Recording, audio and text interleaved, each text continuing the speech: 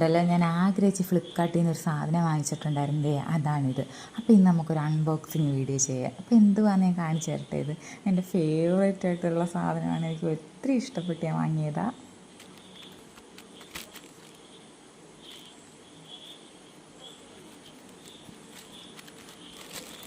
എന്തുവാന്ന് നിങ്ങൾക്ക് ഊഹിക്കാൻ പറ്റിയത് ഞാൻ ചെയ്തേക്കുന്നത്? ഇത് നമ്മുടെ ചാർജർ കവറാണ്.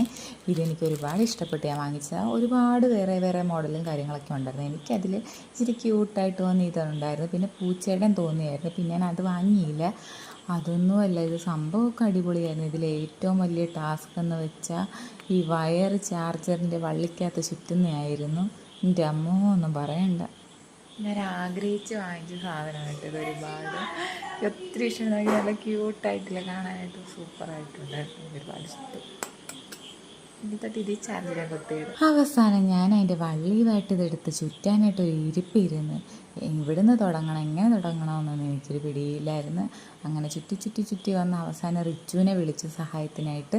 റിച്ചുവും കൂടിയിട്ടുണ്ടായിരുന്നു. അങ്ങനെ റിച്ചുവും ഞാനും ഇരുന്ന് ചുറ്റി. അപ്പോൾ റിച്ചു പറയുന്നുണ്ട്, അമ്മേ ഇത് നമ്മൾ ചുറ്റി വരുമ്പോഴത്തേക്ക് നേരം വെളുക്കും അമ്മ, ഇത്രയും ഉണ്ടമ്മേ, എനിക്ക് വയ്യ. നമ്മുടെ കഷ്ടമുണ്ട് മോനെ, നീ പിടിക്ക് എന്നൊക്കെ പറഞ്ഞ് അമ്മ ഐസ്ക്രീം വാങ്ങിത്തരാം, അത് വാങ്ങിത്തരാം എന്നൊക്കെ പറഞ്ഞ് അവൻ എന്നെ ചീത്തയും പറയുന്നുണ്ട്, പിടിച്ചും തരുന്നുണ്ട്. അങ്ങനെ ഞാൻ ചുറ്റി ചെയ്യുന്നപ്പോൾ പിന്നെ ചേട്ടൻ വന്നു.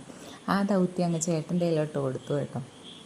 ചേട്ടൻ വന്ന് പറഞ്ഞു, നീ അത്രയ്ക്ക് മന്ദബുദ്ധിയാണ് അച്ഛൻ, ഇതങ്ങോട്ട് കറക്കി വിട്ടാൽ പോരെ എന്ന് പറഞ്ഞു. പക്ഷേ നാണക്കേട്, നിനക്ക് ഇത്രയ്ക്കും ബുദ്ധിയില്ലേ എന്ന് പറഞ്ഞാൽ അങ്ങനെ ചേട്ടനെല്ലാം സെറ്റാക്കി തന്നിട്ടുണ്ടായിരുന്നു. ചേട്ടനായിരുന്നു പിന്നെ റിച്ചുവായിട്ടിരുന്ന് എല്ലാം കറക്കി ചുറ്റിയത്. അങ്ങനെ ഫൈനലി നമ്മുടെ ചാർജറൊക്കെ ശരിയായിട്ടുണ്ട്.